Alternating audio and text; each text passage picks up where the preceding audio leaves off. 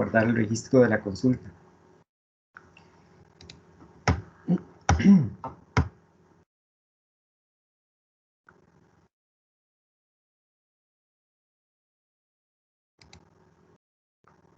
Ok, listo.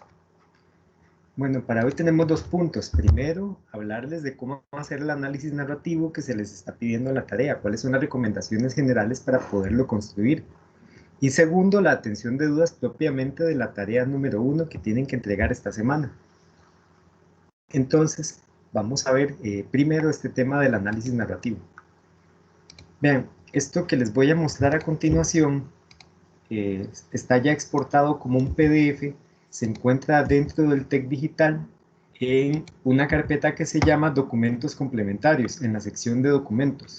Entonces, pueden encontrarlo ahí, no es necesario que anoten todo este mapita que yo les voy a mostrar porque va a quedar en el video y ya tienen el documento explícito dentro de el TEC Digital.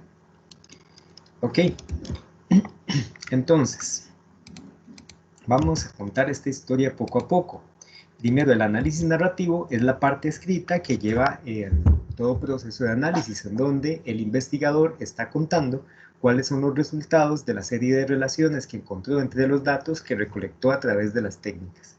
¿Qué quiere decir esto? Que nosotros, a través de una técnica, entonces vamos a recolectar muchos datos. Y esos datos, por así decirlo, están sueltos. Nosotros somos los encargados de encontrar un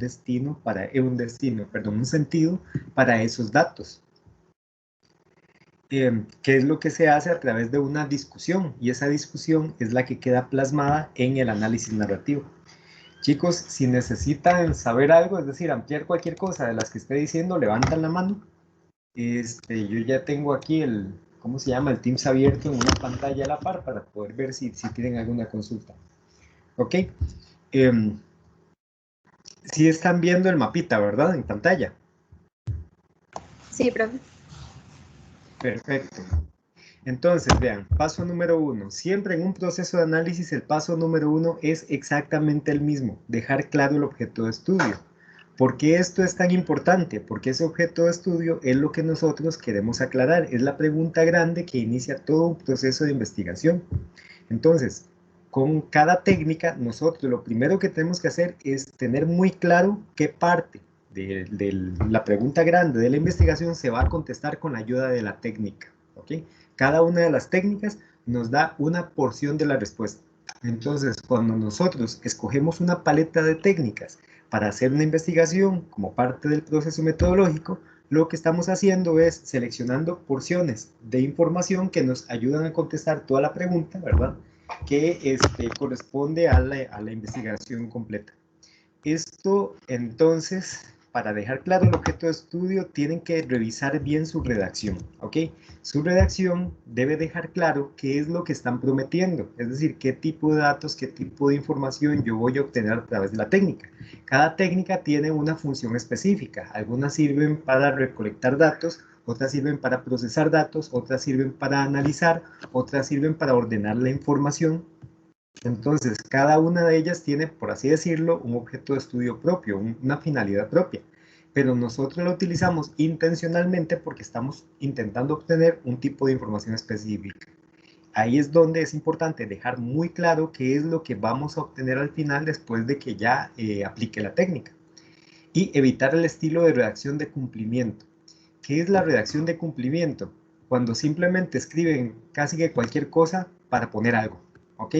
Tiene que quedar muy claro qué es lo que van a obtener al final, porque eso es lo que marca la pauta acerca de cómo se guía todo el proceso de análisis. Después de esto, entonces, lo que sigue es definir el enfoque.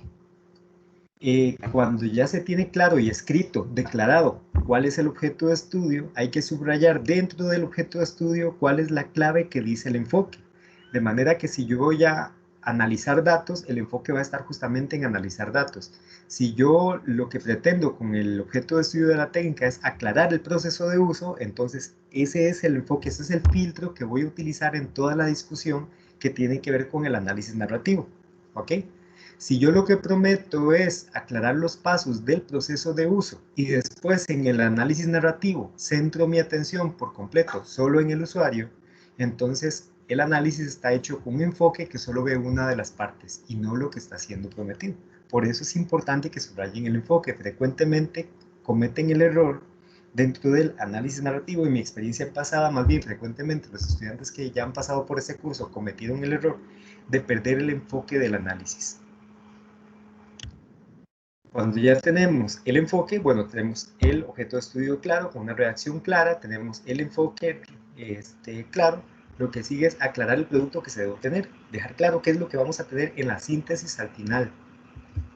¿Ok? Cuando ya esta sección entonces, que tiene que ver con el objeto de estudio, está lista, lo que sigue es contar la historia, es definir una historia en realidad, porque es una narración de una serie de datos que se obtuvieron a través de una técnica. Lo primero que deben tener claro ustedes para poder narrarlo es qué es lo que hay que aclarar. Eso que hay que aclarar ya está contestado en la primera parte, cuando dejaron claro el objeto de estudio. ¿Ok? Segundo, verificar cuál es la información con la que cuentan para poder aclarar esa pregunta, ¿verdad? Que se tiene que aclarar a través del análisis. Verificar si la información es suficiente. Si no es suficiente, entonces hay que aplicar, digamos, a más personas la técnica, o hay que obtener más datos a través del uso de la técnica para poder entonces tener la información suficiente y contestar el objeto de estudio. Y tercero, ¿cómo puedo estructurar la información? Es decir, primero, lo que hay que aclarar, ese es el enfoque del análisis. Segundo, con qué información cuento, porque son los datos que yo voy a utilizar para poder fundamentar todo mi análisis. Y tercero, cómo voy a agarrar todos esos datos para estructurarlos y contar la historia. En este sentido, entonces, lo primero que hay que hacer es, literal, idear una historia. Esto se trata de un storytelling. Lo que estamos contando es una serie de sucesos que probablemente, además, pasan en el tiempo, ¿ok? Y que arman una historia que nosotros estamos contando para contestar una pregunta.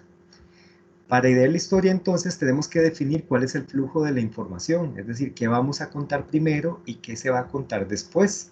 En este caso, entonces, necesitamos que la información sea sumativa, es decir, que al principio utilicemos todos aquellos datos que fundamentan lo que vamos a contar posteriormente, para que todo sea fácil de entender. Para definir el flujo de la información, entonces, lo conveniente es crear un guión. ¿Ok? Un guión entonces que nos ayude a mantener ese orden estricto en el flujo de ideas para que sea fácil de comunicar por parte de ustedes y fácil de entender por parte de un lector.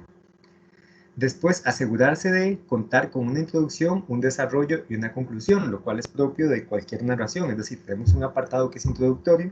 Ese apartado introductorio yo recomiendo ampliamente que no sea de, vamos a ver, material de relleno. Ustedes entren de una vez a su análisis y no pongan, vamos a ver, un párrafo de 10 renglones en donde están contando algo que nada tiene que ver con la investigación y que no está aportando tampoco al análisis. ¿Ok? La conclusión, la parte final, puede ser la síntesis del proyecto, no hay ningún problema. Es decir, puede ser la síntesis a la cual se está llegando, que es la información importante que sí contesta al objeto de estudio. Y por último, cuando ya todo esto está claro, entonces ahora sí redactemos el análisis. Ahora, en términos de cómo se redacta, también he encontrado con el tiempo varios problemas comunes. Entonces, a partir de eso, les voy a hacer una serie de recomendaciones para evitar el máximo que sea posible esos problemas. Número 1, asegurarse de seguir el guión. Hagan un guión y lo siguen de principio a fin. El guión a ustedes les ayuda a mantener la línea de coherencia que debe de existir entre la tabla que tiene los datos, ¿ok? El análisis que debe discutir según el objeto de estudio que fue planteado originalmente y las conclusiones, de manera que todo eso sea muy consistente, porque las conclusiones o síntesis tienen que mantener consistencia con el apartado del análisis narrativo, y el análisis narrativo tiene que estar fundamentado en los datos que ustedes obtuvieron en las técnicas. Por tanto, si se rompen alguno de los tres, esa línea de coherencia o de consistencia, eso invalida el análisis. Segundo, asegurarse de mantener el enfoque que aclara el objeto de estudio. Cuando hacen la discusión, no pueden perder de vista el objeto de estudio, porque todo su esfuerzo es por aclarar, o más bien todo este esfuerzo es por aclarar esa pregunta. Por tanto, en todo momento hay que recordar que lo que estamos buscando es eso que quedó expresado en el primer paso de este proceso. y que nuestra discusión va a ser a la luz de, o más bien a través de ese filtro en que se convierte el objeto de estudio. Y asegurarse al redactar que el texto sea comprensible para un niño, ¿ok? Que tal vez esta es la parte más difícil, porque uno como investigador comete el vicio o el error de sentir que todo es fácil y obvio cuando no necesariamente es así. Cometemos errores de omisión por cosas que nos parecen que, o sea, que son fáciles de entender y que cualquier persona podría darse cuenta, pero en realidad nosotros lo vemos así porque nosotros realizamos la investigación. Para asegurarse de que esto suceda, entonces pueden, número 1, utilizar el guión, sigan el guión planteado. Nótese que eso está repetido 3 veces, el tema de repetir el guión, de seguir el guión. Y es porque normalmente cuando redactan el análisis narrativo se pierden un poco en la secuencia de ideas porque no planifican al principio un guión. Después, no emplear oraciones de 4 renglones. ¿Ok? No utilicen oraciones largas. Me he topado con proyectos que tienen oraciones de un párrafo completo de 10 renglones. Y eso es una sola oración, es decir, no hay un punto, no hay comas, no hay nada más que una oración completa. Digamos que desde el punto de vista sintáctico eso es imposible, porque una oración se supone que es una unidad de transmisión de información, que puede tener una o dos ideas centrales. Cuando tenemos un párrafo de 10 oraciones, quiere decir que hay muchas ideas centrales. Y cuando narran muchas ideas centrales en una sola oración, normalmente pierden el enfoque. Entonces, una manera de mantener el guión y de mantener el enfoque es utilizar oraciones cortas que tengan una o máximo dos ideas por comunicar. Y una vez que se cumpla eso de que llegamos a la segunda idea, punto, seguido, y se sigue contando la historia. Eso les va a facilitar mucho la parte de la redacción. Para estas, digamos, para evitar hacer estas oraciones, hay que procurar hacer oraciones cortas en las que se expongan máximo dos ideas relacionadas, como lo mencioné anteriormente. Asegurarse de que se emplea un sujeto y que el predicado hace referencia al sujeto, que ese es otro error que cometen, digamos, normalmente cuando las oraciones son muy largas. Hay un sujeto al principio, pero después de la mitad del párrafo ya el texto no se refiere a ese sujeto, sino a algún otro que está tácito dentro de la redacción y no queda claro a qué se están refiriendo. Por tanto, el estilo de la redacción empieza a tener más características del pensamiento egocentrista respecto del pensamiento crítico. Y evitar exponer 3 ideas en una sola oración. Expongan máximo 2 ideas y que estén relacionadas, que sean muy consistentes en cada una de las oraciones que utilicen dentro de su análisis narrativo. Revisar continuamente que lo escrito tiene el enfoque que fue definido en el objeto de estudio. Es decir, deténganse de repente a ver si de verdad están contestando la pregunta que tienen que contestar, porque eso es lo que asegura que haya la línea de consistencia que se espera en esta tarea y en cualquiera de las tareas, tanto de análisis de producto como de métodos de desarrollo de producto. Entonces, esta estrategia para planificar el análisis narrativo es algo que pueden utilizar también en métodos para asegurarse de que su speech, lo que están contando como resultados de sus técnicas y como análisis de la información para proponer cosas a través de las diferentes etapas del método proyectual, pues sean correctas. Y para ello hay que verificar la presencia de las palabras clave que aseguran mantener ese enfoque. Es decir, al principio se les pidió subrayar cuál es el enfoque, ¿ok? Dejar claro cuál es la idea central del objeto de estudio para entender cuál es el enfoque.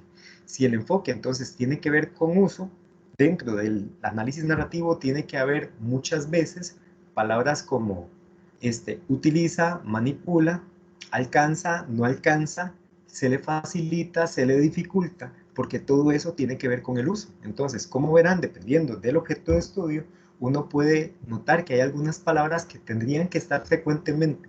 Y si esas palabras están frecuentemente dentro del análisis, es altamente probable que se esté manteniendo el enfoque del mismo. Esto es básicamente la serie de recomendaciones que quería hacerles con respecto al análisis narrativo. Como les dije, el mapa ya se encuentra, bueno, en esta versión completamente extendido, hecho un PDF, en el TEC Digital, en la sección de documentos, carpeta de documentos complementarios.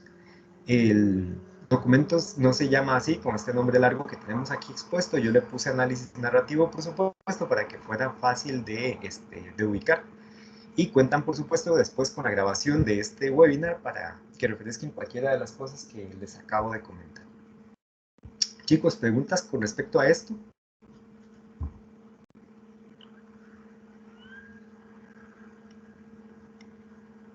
Profe, entonces, digamos, el objeto de estudio, nosotros lo definimos cada grupo, o sea, el de cada técnica. Exacto.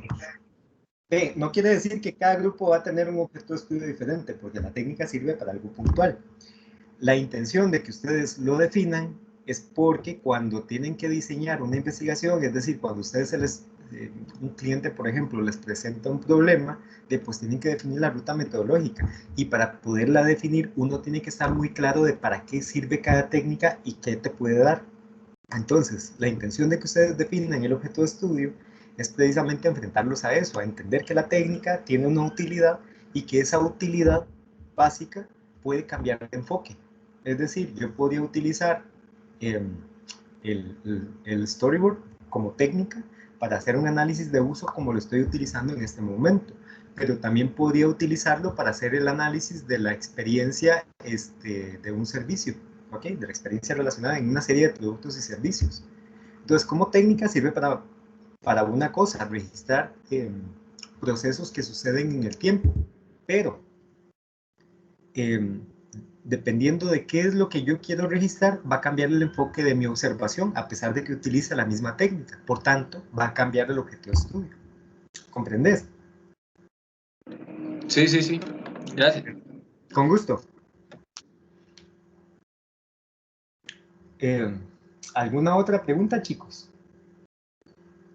Profe, ¿puedes volver a explicarlo de storytelling, por favor? Ok, listo. El definir la historia. Sí. El análisis narrativo es una historia. Igual que cualquier otra cosa que tengamos que narrar. Cuando vamos a narrar algo es porque hay una historia de por medio. ¿Ok? Ahora, que les esté pidiendo que narren una historia no es que se creen un cuento con Blancanieves, los enanos y la bruja. ¿Sí me explico? No es ese tipo de narración la que estamos buscando porque es narración de tipo técnico. Pero sí debe de sentar las bases al principio de una serie de datos que son una contextualización, lo cual corresponde a la parte de una introducción. Después de esa contextualización hay que entrar al plato fuerte, lo cual corresponde al desarrollo de la historia. Y después hay que llegar al desenlace, que es justamente la síntesis, es cuando se llega a dar los datos que sí son importantes para poder contestar el objeto de estudio.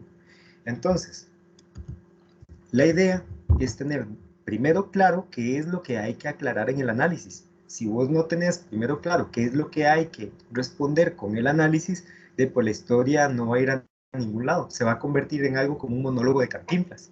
¿Ok?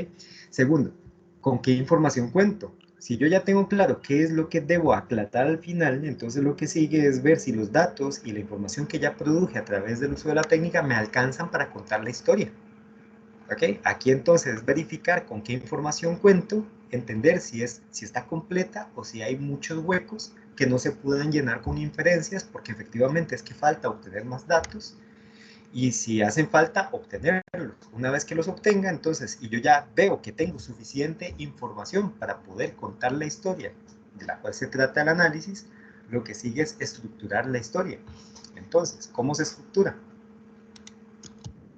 Primero hay que idearla, hay que ir viendo cuál es el orden secuencial de las ideas. Para idearla entonces viene este tema de definir el flujo de la información, qué se va a contar primero y qué se va a contar después. Siempre primero se cuenta todos aquellos factores que son de contexto para poder entender todo lo que sigue dentro de la historia. Digamos, cuando se ve el primer episodio de cualquier serie de televisión, la función de ese primer episodio es contar todo el contexto para que uno pueda entender lo que sigue en adelante. Y en algunos casos, ese primer episodio es súper aburrido y en otros casos es entretenido. Todo depende del tipo de historia que se esté contando y de la estrategia que utilice la serie para poder enganchar a las personas. En nuestro caso, entonces, tenemos un flujo de información que tiene que empezar contando, por ejemplo, hacia dónde vamos, es decir, qué se pretende lograr con este análisis, contar, por ejemplo, cuál es el enfoque. Esa es una buena manera de empezar el análisis. ¿Cuál es el objeto de estudio? Para entender por qué la discusión va a ser como se está haciendo. Para definir el flujo de la información, entonces necesitamos crear un guión, tener claro qué vamos a contar primero y qué vamos a contar después. Este guión se recomienda que sea de manera sumativa. ¿Qué quiere decir esto? Que contemos primero la parte de la historia, que es un fundamento sobre el cual reposa lo que sigue después. De manera que continuamente podamos hacer referencia a lo que ya contamos para demostrar que hay datos que fundamentan cada una de las afirmaciones que estamos haciendo a través del análisis. Después, asegurarse de contar con una introducción, un desarrollo y una conclusión. ¿Ok?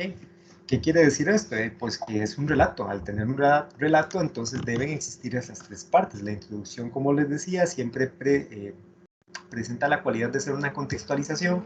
El desarrollo, pues no puede ser más clara la palabra. Lo que se hace es desarrollar el análisis para exponer todas las ideas que fundamenten la síntesis.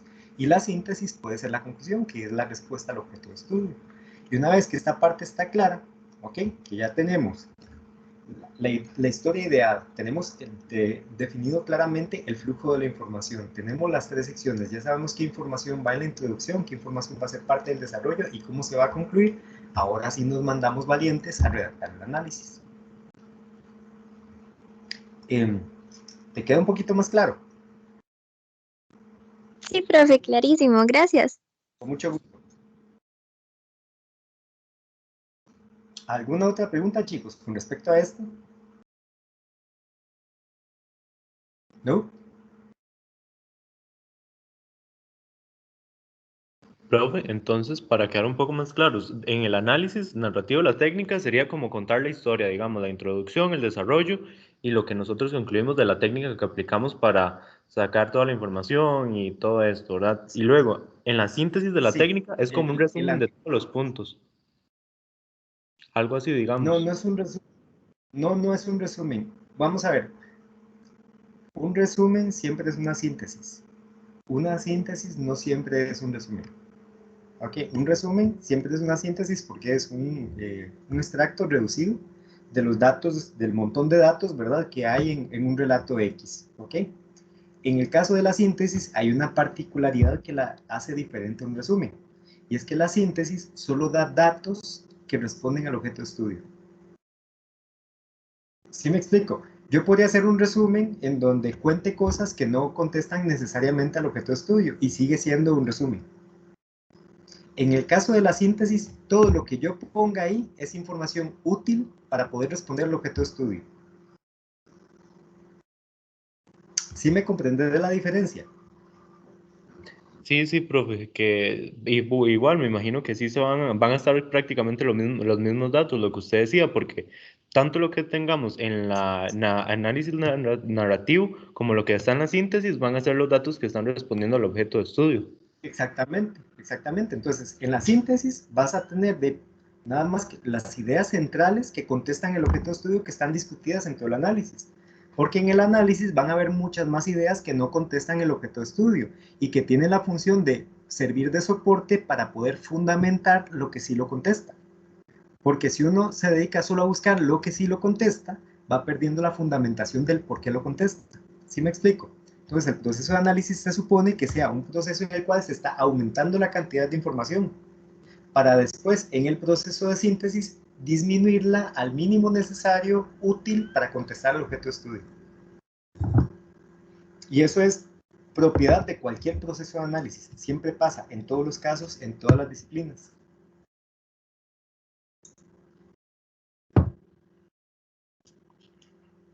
Ok. ¿Alguna otra pregunta, chicos?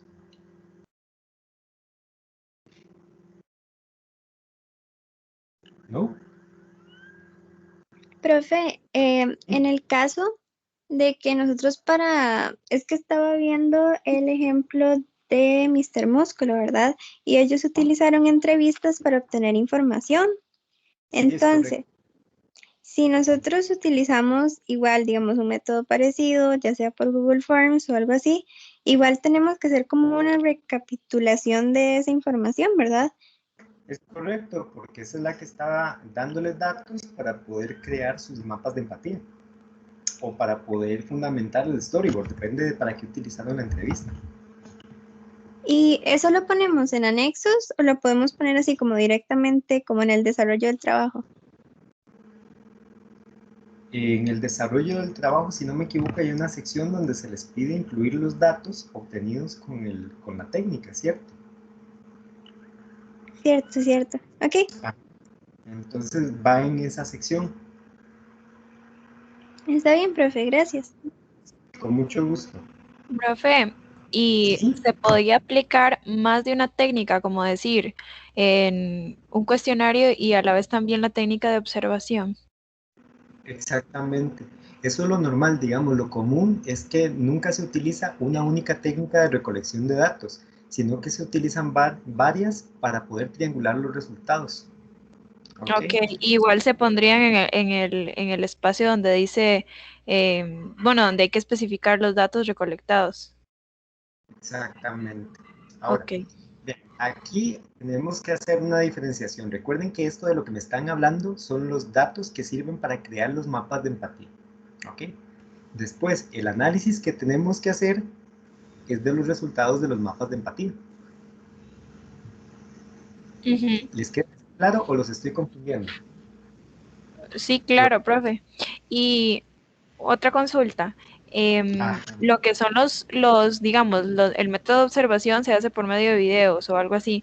¿Eso se pone en anexos o se puede poner como ahí mismo en los datos recolectados un link o algo así? ¿O es mejor ponerlo aparte en anexos?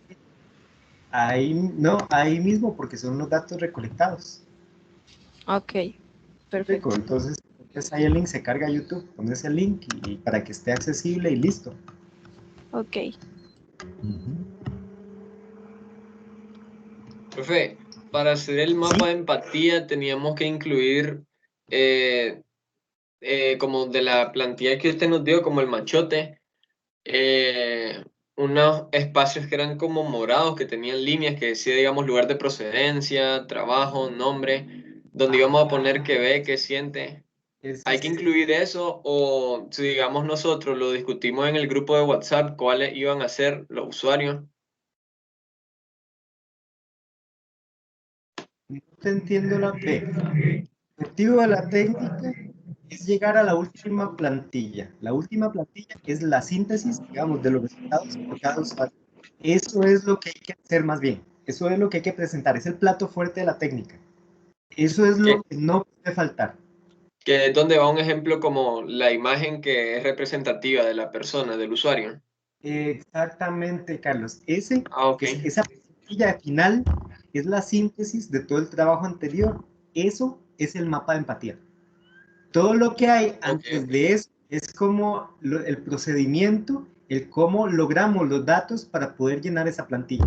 Entonces, no puede faltar porque ese es el producto que estamos buscando con la técnica.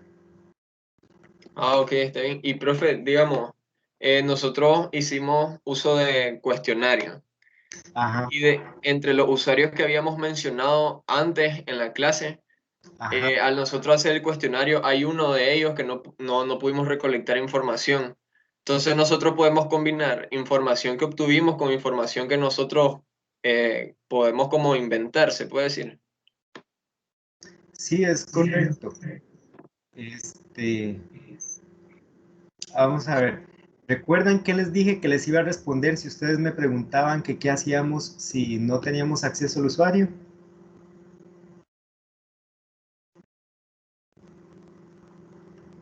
¿Recuerdan eso? Silencio largo. Por supuesto, profe. Que en este momento estamos usando mapas de empatía porque no vamos a tener acceso al usuario, porque es peligroso que ustedes salgan de sus casas, se comprometan su salud, comprometan la del otro, y por tanto vamos a utilizar la empatía y la proyección hecha por nosotros a través de la tormenta de ideas para producir la información. En este caso, Carlos, digamos, me parece que lo que están proponiendo es de extrapolar algunas de las características de las entrevistas que sí pudieron hacer a este usuario al cual no tuvieron acceso. Sí se puede hacer, nada más que asegúrense que esas características que están extrapolando sí sean consistentes con respecto al usuario. Porque, por ejemplo, Si el usuario del cual no tuvieron acceso es el adulto mayor y esas características que están extrapolando son cosas que a un adulto mayor se le pueden dificultar, entonces definitivamente no nos funciona. Pero si son cosas que un adulto mayor pudiera hacer sin ningún problema, es decir, y suena lógico, es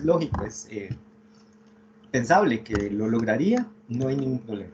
¿Sí me explico? Sí, ok. Y digamos, Perfecto. en el caso del usuario que es niño, del menor de edad, si digamos nosotros obtuvimos información de un menor de edad, un niño, nosotros deberíamos redactar el mapa de empatía a cómo piensa el niño, o sea, porque digamos, nos dio respuestas que son meramente desde el punto de vista como de menor de edad. Entonces, debemos cambiar algunas palabras como para que se vea más formal el documento o hacerlo meramente como el pensamiento del niño. Por eso es un mapa de empatía. Oh, ok, perfecto. Buscando entenderlo a él desde su posición, no llevar su posición hacia la nuestra. ¿Sí Ok, me explico? ok. Tal Sí. vez el empaque que nos representa más reto es ese, porque es el usuario más ajeno. Es que a uno entonces le toca como usuario, como diseñador, abandonar su posición de adulto, ¿ok? Y todos sus esquemas mentales y verlo todo como lo vería un niño, que no tiene la habilidad del pensamiento abstracto, por ejemplo, y que de ahí lo ve todo con una relativa ingenuidad. Entonces, esa parte es lo que tiene que quedar plasmado dentro del mapa. ¿Okay? Porque de otra forma, si no, lo que haríamos es lo que nosotros creemos que hacen los niños o lo que nosotros creemos que piensan los niños. Y eso es una ruta definitiva para el fracaso. Ok. No, Profe, perfecto, gracias, profe. Con gusto. profe, entonces una consulta. En el mapa de empatía no tendría que verse reflejado el objeto de estudio con lo que piensan, oyen, sienten y todos los usuarios con respecto al producto. Sí, no, de hecho, sí, por supuesto, el mapa de empatía tiene que hacerse a la luz del objeto de estudio. Ah, ok. Porque, Entonces, por ejemplo, en esa parte de los esfuerzos, los datos de un niño, por ejemplo, sería que le resulta confuso o una cosa así, abrir, o por ejemplo, es un ejemplo. exacto, ve. Ah, ok. Ahí, en ese tema, digamos, todo va a corresponder al tipo de datos que obtuvimos y de técnicas que aplicamos. Si nosotros tuvimos una entrevista y el niño nos dijo sus palabras, pues lo correcto es poner sus palabras, porque es lo que él está diciendo. Entonces, ¿qué voy a poner en qué dice? De lo que él dijo, me explico. Ahora, eso, si yo además de hacerle una entrevista hice una observación, puedo enriquecerlo con lo que yo vi que él hizo, lo que él dijo, etcétera. ¿Sí me explico? Y eso me ayuda posteriormente en el análisis para corroborar las dos cosas. Entonces, siempre, bueno, número uno, es condición del mapa de empatía, se va a hacer a la luz del objeto de estudio. Si yo voy a crear un mapa de empatía para diseñar un bar, entonces tengo que pensar que, número uno, todos los usuarios van a ser usuarios de bar. Yo no podría entonces pensar en un bar que está dedicado, no sé, a sacerdotes católicos. Eso sería básicamente una ruta también para el fracaso del bar. ¿Ok? Entonces pensaría en usuarios que sí van a ir al bar. Y una vez que empiece a diseñar a esos usuarios, tienen que estar tiene que estar el enfoque del mapa de empatía con respecto al concepto que se quiera explotar dentro de ese bar. ¿Ok? No me sirve de mucho poner entonces o hacer mapas de empatía que correspondan a personas o que discutan cosas que nada tienen que ver con ese negocio específico, porque entonces no se está buscando la naturaleza del proyecto. ¿Sí me explico?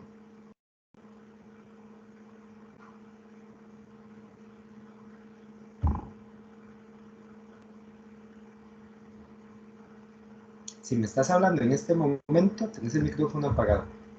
Y si el silencio es largo es porque no me explico, mejor díganme que no me explico para explicarles de otra manera. Sí, profe, yo creo que sí, ya comprendí, ya me queda más claro que tenemos que usar el objeto de estudio en todas las partes, ¿verdad? Porque es lo que estamos estudiando, pero con respecto a la posición de cada uno de los usuarios.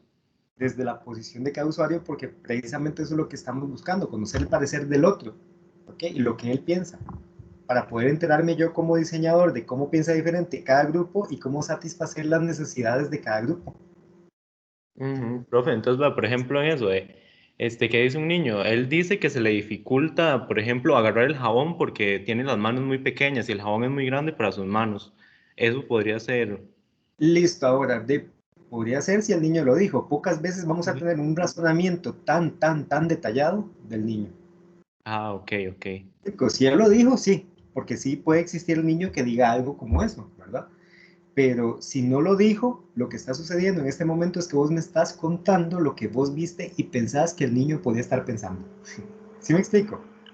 Ujú. Entonces, en el mapa de empatía prácticamente hay que poner las palabras textuales de lo que nos dijeron los usuarios en las entrevistas. Lo más cercano a lo que los usuarios, es decir, vos puedes contarlo como un relato también contado por vos, pero lo que vos contás es 100% objetivo sin agregar tu pensamiento ni tu interpretación. Ah, Sí, ok, sí me ok. explico, es como lo más fiel posible a lo que el usuario dijo. Ujú, ujú. No tenemos que inventar palabras ni nada de eso. Tenemos sí, sí, tenemos que dejarlo lo más limpio posible, digamos, lo que dijo el usuario. Exacto, así como lo dijiste, lo más limpio posible. Eso no quiere decir que uno no pueda de repente poner alguna interpretación, pero si la pones, tenés que dejarlo en claro que eso es tu interpretación. Podría interpretarse que, me explico, para que se entienda que no es algo que dijo el usuario, sino que yo, el que está haciendo el mapa, lo está afirmando.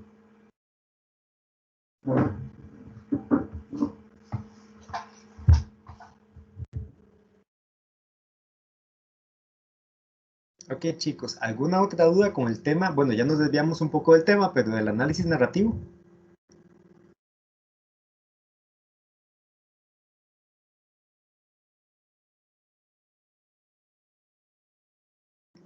Ok, no, parece que no. Ahora vean, lo que quiero aclararles antes de continuar por las consultas que me han hecho es más bien cómo ordenar la información. Me parece que eso es importante para que puedan hacerlo con, digamos, con mayor certeza de que lo están haciendo bien. La mejor forma, ya se los he dicho un par de veces antes, pero vamos a hacerlo aquí mejor con un documento. La mejor forma de hacerlo es a través del uso de un cuadro de doble entrada. Aquí está. Primero el 21, clase 5. Vamos a hacer aquí un documento. Aquí está. Bueno, no importa. Ok, listo. Vean, para poder hacer el análisis narrativo se necesita triangular información. Y para triangular la información o para hacer el proceso de triangulación se necesita ordenar de una manera especial o sistematizar de una manera especial que me permita compararla y poder triangularla. El cuadro de doble entrada entonces es como la herramienta ideal en estos casos, o perdón, es una de esas herramientas ideales o de esas técnicas ideales que nos ayudan a triangular la información.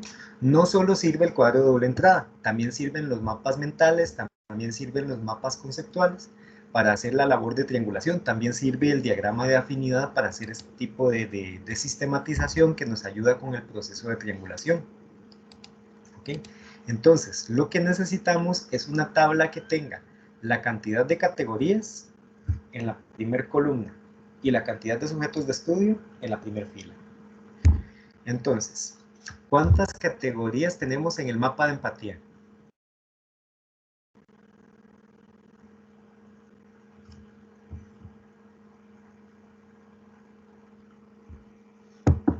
Eran 4, ¿no? 6, si no me equivoco. Profe, disculpe, ¿a qué te referís a categorías? Listo. Qué bueno que me hagas esa pregunta, porque esa duda que vos tenés fijo la tienen todos los demás, a pesar de que 4 veces, en 4 ocasiones en los videos está presente eso. Yo se los pregunté. Sí, vamos a ver, las categorías son las cosas que vamos a comparar. ¿Ok? Una categoría es un conjunto de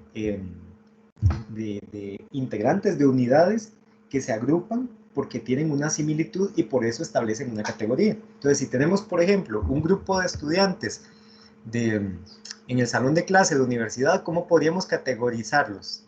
¿Qué criterios podríamos utilizar para agruparlos? Estudiosos, aplicados, tal vez, así. Estudiosos y aplicados versus no estudiosos o vagos o como querrás ponerle, ¿verdad? También podríamos pensar en términos más físicos como de los de cabello claro, los de cabello oscuro, los de ojos claros, los más altos, los más bajos, etc. Entonces cada categoría se convertiría en eso. Existe la categoría de los altos, de los estudiosos, de los de ojos claros y así sucesivamente. Entonces si te das cuenta, la categoría es como un criterio de agrupación, ¿ok?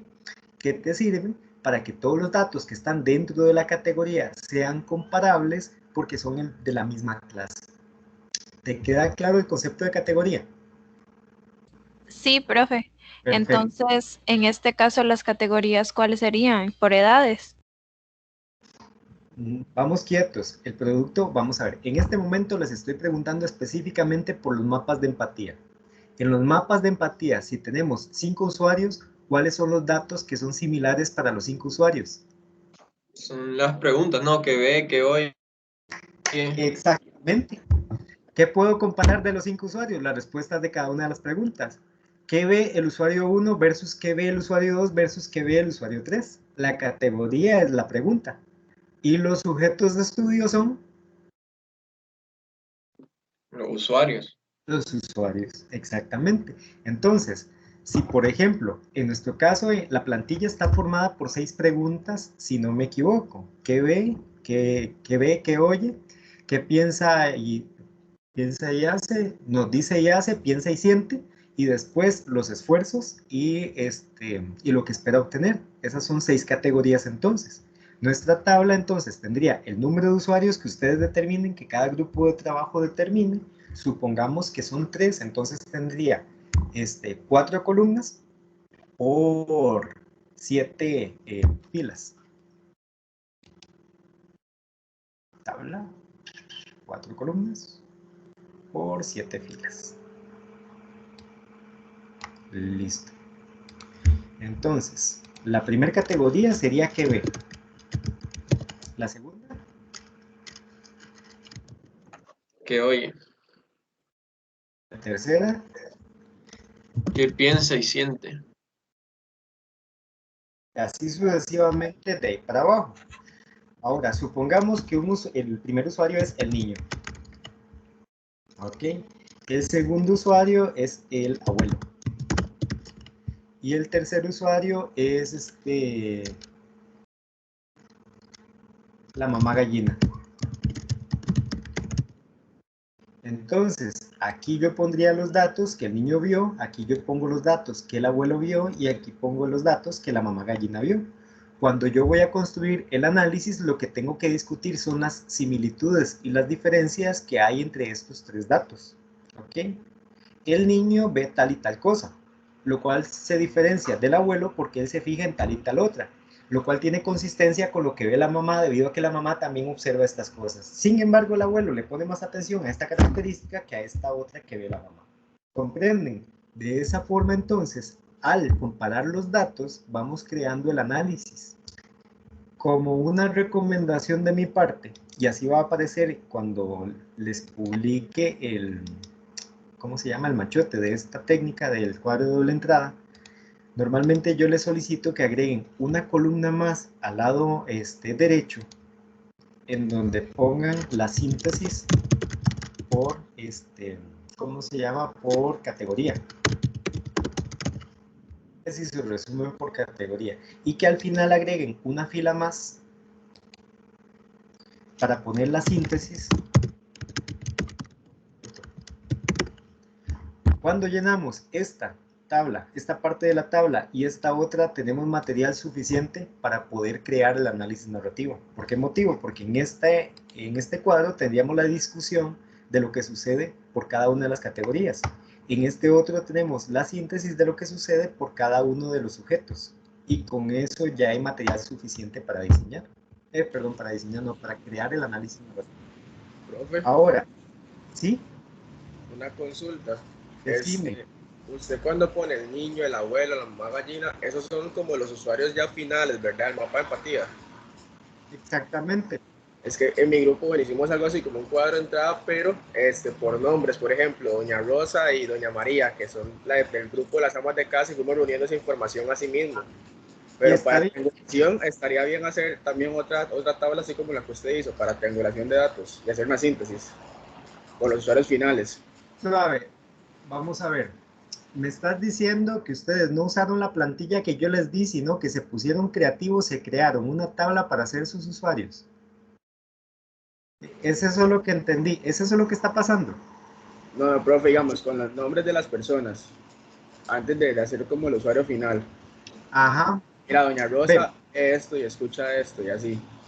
ok, sí, listo. Ve, no hay problema con utilizar el nombre, y porque siempre se le pone nombre al usuario. Lo que pasa es que eso presenta una dificultad, recordar quién es quién.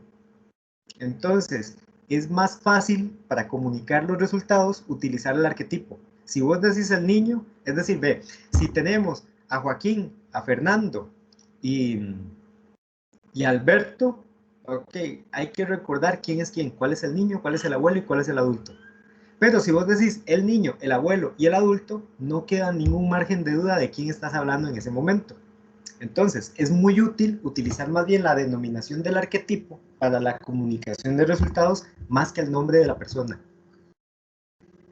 Sin embargo, no quiere decir que lo hayan hecho mal, nada más que cuando uno utiliza el arquetipo es más fácil de comunicar los resultados. Profe, entonces una consulta. Lo primero que haríamos sería como la parte de definir los usuarios, ¿verdad? Como lo que hemos practicado la clase pasada y sus características, agrupando entre grupos. Luego aplicaríamos las encuestas, por decirlo así de una manera, porque ya tenemos los tipos de usuarios y las personas a las que le podríamos aplicar las encuestas, ¿verdad? Y ya procederíamos a realizar los mapas de empatía. Sí. Ah, ok, ok. Y una vez que están los mapas de empatía, se hace esto. Ujú. Es que si me tenía en duda esa plantilla, la primera plantilla que usted decía, venían los usuarios, las características y eso, como en qué parte meterlo, pero eso es el inicio de todo. Exactamente, exactamente. Profe, en la parte, creo que es el 2.3, si no me equivoco, donde es para, para poner los datos recolectados, nuestro grupo lo que hizo fue hacer una tabla. Las preguntas son muy similares a QB, pero más desarrolladas porque fue en las que se utilizaron en el cuestionario. Ajá, muy bien. Esa tabla no tiene ninguna relación con esto, porque esta ya es como la síntesis de lo que le pasó al niño, digamos, lo que pasa al niño, lo que pasa al abuelo y lo que pasa a la mamá gallina. Exactamente. Eso está bien. Sí, porque esa primera parte que ustedes hicieron es la necesaria para poder crear los mapas. Ajá. Me explico, es decir, no hay manera de evitar hacer esa parte. Entonces, si ustedes la tengan construida, es justamente lo que yo les estoy solicitando en la primera parte de la tarea, en donde les pido que aclaren cuál es la técnica que están utilizando para obtener los datos. ¿Ok? Y después, a través de qué técnica están entonces, vamos a ver, analizando esos datos para crear los mapas de empatía. Ok, perfecto. Es que me pareció muy similar las preguntas y cómo lo está relacionando aquí, entonces tuve una pequeña confusión, pero ya todo claro, gracias. Sí, ahora, como ese es el material base que vas a utilizar para hacer los mapas de empatía, probablemente lo que tengas en esta tabla sea bastante similar de lo que tenés en la otra. Ajá, eso es lo que me tenía así como el medio sustillo, porque es Es como poner doble eso y no. exacto, ve. Si una situación como esa está pasando, vos como creadora del documento puedes hacer una anotación en la cual explica la situación. Debido a que esta tabla fue la utilizada para crear los mapas de empatía y que la información es básicamente la misma, se va a utilizar también para hacer la triangulación de los datos de los mapas. Y tan tan. ¿Me explico? Porque no puedes inventar algo que no existe, es decir, los datos te están dando eso mismo. Vos puedes repetirlo también, pero no tiene mucho sentido duplicar la información en un mismo informe. Entonces, utilizas simplemente la tabla, explicas cuál es la situación y por qué se va a utilizar la tabla y listo. Ok, muchas gracias. Con mucho gusto. Profe, y digamos, en ese ejemplo, o sea, porque estoy trabajando igual en el grupo con Sommer, ¿qué pasa, digamos, si en la tabla, en la parte de sujetos de estudio, pusimos dos sujetos de estudio que van como que en la misma categoría, porque fueron dos opiniones distintas? No, no entiendo. ¿Cómo así? Digamos, que pusimos a dos personas distintas de un mismo grupo de usuarios en la tabla, porque dijeron cosas distintas. Pero el que digan una cosa distinta no hace que pertenezcan a usuarios diferentes, nada más que tienen diferentes opiniones. Entonces deberíamos ponerlo como que en una misma columna. O... Es que no entiendo tu pregunta porque aquí no estamos perdón, no estamos colocando seres individuales. Esto es el resultado final de la técnica. Lo que estamos poniendo aquí es el representante de todo el grupo de usuarios. Ah, ok. Esto que estamos viendo acá, Carlos, es para los mapas de empatía que hay que hacer al final. No es para cruzar la información de cada uno de los individuos que entrevistaste para poder crear el mapa de empatía. Ah, ok, ya. Entonces, digamos, el niño ahí ya es como más general, ¿no? Ok, bebé, vamos a ver. Voy a explicárselos de otra forma. Permítanme un segundo para buscar aquí la plantilla. Profe, una consulta así rápida. ¿Qué pasa si dentro de uno de los apartados? No. Si me haces una consulta, pierdo la idea. En este momento, Ok. déjame aclarar lo que tengo que aclarar y después con mucho gusto yo te abro el espacio para la consulta. Redacción de las técnicas o descripción. Debe ser descripción. Descripción, mapa de empatía. Vamos a buscar lo que está por aquí abajo. Listo. Aquí está. Entonces, tenemos el mapa de empatía. Para hacer el mapa de empatía, tenemos todo este procedimiento, ¿ok? Listo. Entonces, dentro del procedimiento se nos está pidiendo, pues, que necesitamos datos para poder crearlos, que son datos de los usuarios y demás. Que como ya sabemos, no necesariamente habría que buscarlos de usuarios que sean idénticos al que nosotros estamos definiendo, porque por la situación no nos lo permite, podemos utilizar cualquier usuario. Entonces, tenemos esta parte de cuál es el objeto de estudio, definir... No, perdón, me equivoqué, abrir Storyboard. Ponga atención. No, si abrí el mapa de empatía, ¿será que lo tengo mal puesto?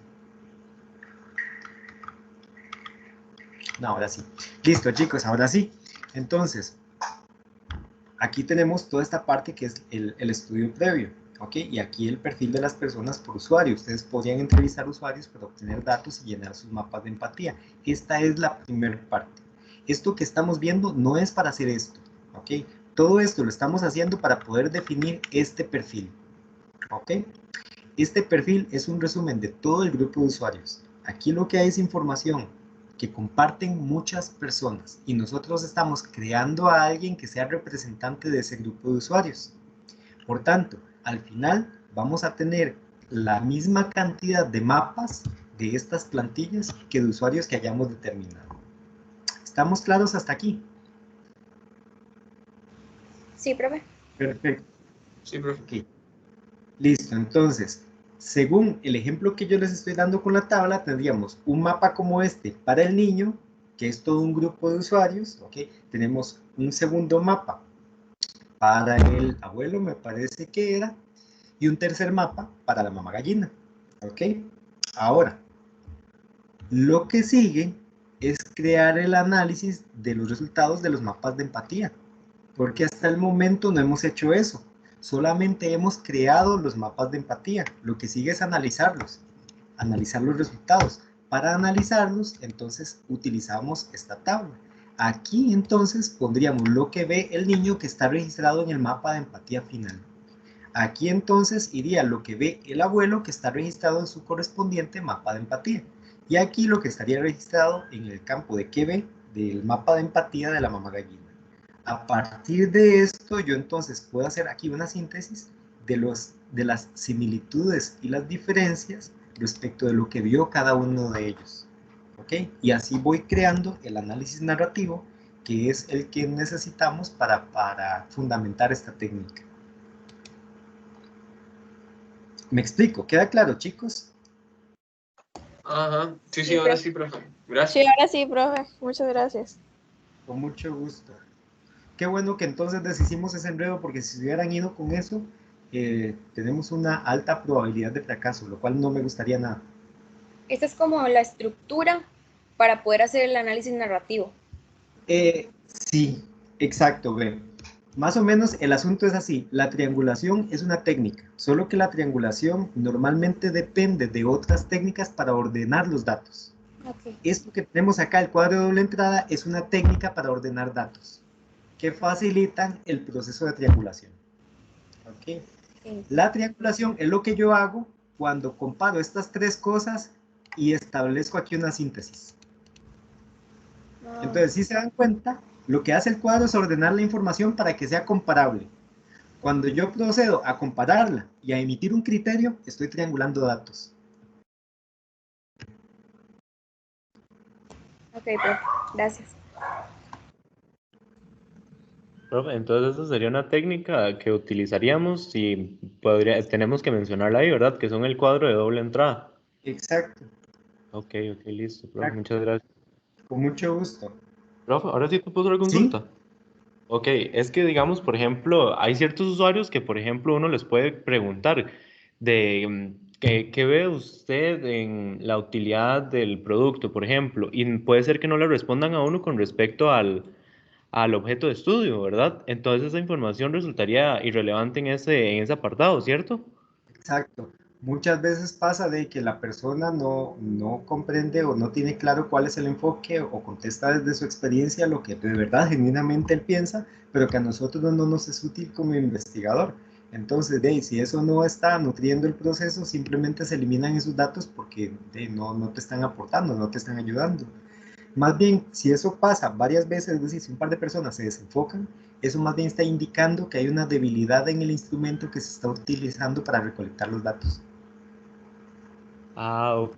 Entonces tenemos que hacer las entrevistas, las preguntas de las entrevistas y todo esto lo más precisas posibles para ver qué ve, digamos, por ejemplo, en el objeto según el objeto de estudio. Perdón.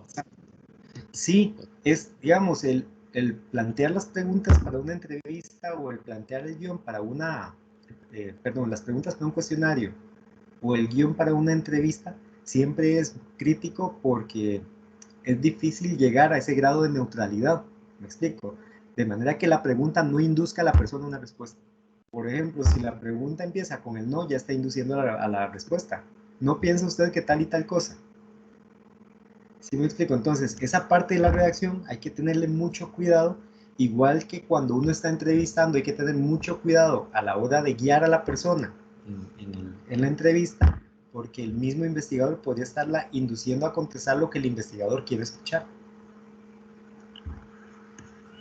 Ok, en este momento, digamos, en el cual estamos, no les voy a pedir un trabajo tan fino porque estamos iniciando apenas todo esto. Entonces no hay mucho problema con que tengamos algunos sesgos mínimos, digamos, en la recolección de datos, porque no se supone tampoco que en este momento estemos en la capacidad de generar preguntas perfectas para hacer la entrevista. Pero sí, la idea es que vayamos afinando esas habilidades de aquí a final de curso. ¿Ok? Ahí hay que un tip por ahí para los que, para lo de la recolección de datos en el cuestionario que nosotros habíamos hecho, no habíamos explicado muy bien qué era. No estábamos preguntando sobre el jabón, estábamos preguntando sobre el envase, sobre la estructura. Y aunque no dijéramos en ningún momento que era sobre el jabón, todas las personas lo relacionaban nada más con el jabón, las bacterias y todo eso. Entonces fue muy difícil obtener una respuesta que fuera útil. Ven, ahí es donde viene el tema de que las preguntas son clave para hacer que las personas se enfoquen un poquito, porque esa tendencia va a existir, es decir, uno no piensa, digamos, yo tengo aquí este otro dispensador, este no es de jabón, es de alcohol, pero tiene una forma parecida. Cuando uno ve este producto, uno no ve el dispensador, ve el alcohol. Uno no piensa tanto en la botella, no piensa tanto en el pico, en ninguna de esas partes. Está pensando más bien que el alcohol es lo que se esparce en las manos. Porque al final lo útil de todo esto es el alcohol. Y todo lo demás es un medio para poder llevarlo a la mano en la cantidad suficiente para que uno se pueda desinfectar. En el caso del jabón, para que se pueda lavar. Entonces, por supuesto, todos los usuarios vamos a tener la mirada puesta en el beneficio final de lavarse las manos más que en el envase. Por eso las preguntas son determinantes en ese sentido y deben estar claras, claramente redactadas en términos del envase. Por ejemplo, ¿qué tan fácil de apretar es esto? ¿Ok? ¿O qué tanto jabón en las manos? ¿Sí? Una pregunta, digamos, si uno entre el cuestionario, bueno, de las entrevistas, puso algo así como, ¿qué ha escuchado sobre el producto? Y la gente le da un enfoque de que es muy popular, es muy famoso. ¿Usted cree que esa pregunta es innecesaria o sí podría aportar a la investigación? Pues sí puede aportar porque eso te da idea, digamos, hay algo que se llama efecto halo, que es la serie de ideas que no están relacionadas con un concepto, otra idea específica, pero que tiñen la opinión, ¿ok? Digamos en el desempeño docente, si un docente, por ejemplo, tiene muchas habilidades sociales, tiende a ser considerado buen docente, independientemente de que sea malo. ¿Me explico? Porque esa cantidad de habilidades sociales que tiene hace que caiga bien, que genere mayor empatía y demás, y que genere una buena impresión. Eso es efecto halo. De la misma forma del otro lado, es decir, un docente con bajas competencias sociales, pero que sea excelente docente, normalmente va a ser calificado como mal docente por la falta digamos, de tacto y de gracia social y todo eso. Entonces, como ese efecto halo puede darse también, es decir, el hecho de que uno sienta que el producto es bueno porque mata muchas bacterias, puede también colaborar a hacer sentir que esto sea más fácil de usar. Ah, súper. Gracias. Entonces sí podría apoyar un poco, digamos, la respuesta. Lo que tienes que buscar son las líneas lógicas para poder argumentar. Ok. Profe, una consulta. Decime. Vos ahora dijiste que, bueno, para la técnica de recolección de datos, nosotros partimos de la empatía, ¿verdad? De un Sí, supuesto, de la empatía. O sea, si yo parto de la empatía para la recolección de datos, a la hora de escribir la técnica que yo utilicé, lo pongo así mismo, como partimos de la empatía con la persona. no, ¿O cómo lo escribo, profe, más o menos? no, lo que tenés que decir es qué hicieron, digamos. Contame qué hicieron. Igual, empatía con imaginarnos qué es lo que la persona puede estar experimentando a la hora de ver, sentir, escuchar. Esto, entonces, según te estoy entendiendo, ustedes se reunieron y generaron muchas ideas acerca de lo que las diferentes personas piensan, sienten y demás. ¿Fue así? Ajá, correcto. Listo, perfecto. Esa técnica se llama tormenta de ideas. Eso mismo quería saber, profe, el nombre, porque digo yo, lo escribo como una observación, como empatía únicamente, entonces eso es lo que... A eso, cuando nos reunimos, digamos, para pensar en una gran cantidad de ideas y además no se critican, simplemente la intención es detonar ideas sin importar si son válidas o no lo son, a eso se le llama tormenta de ideas. Y si es una técnica existente. Es decir, lo mismo que hicimos en el webinar, eso fue una tormenta de ideas. Ajá, que usted nos puso a rellenar las casillas, me acuerdo. Ah, Perfecto, exactamente. gracias. Exacto, con gusto. Tengo la mano levantada de Andrea. Sí, profe, estaba mirando en el trabajo de Mr. Músculo, en las evidencias, que ellos, o sea, agarran las plantillas que usted puso en el mapa de empatía como para hacerlo antes, o sea, no la plantilla en sí, el mapa de empatía, sino ya en evidencias como el proceso que te hacen como preguntas para, digamos, para poder contestar bien la plantilla original, digamos. Eso hay que Ah, adjuntarlo o si lo hacemos de otra forma, por ejemplo, mi grupo y yo, lo del storyboard lo hicimos en Jamboard, entonces tomamos capturas de eso.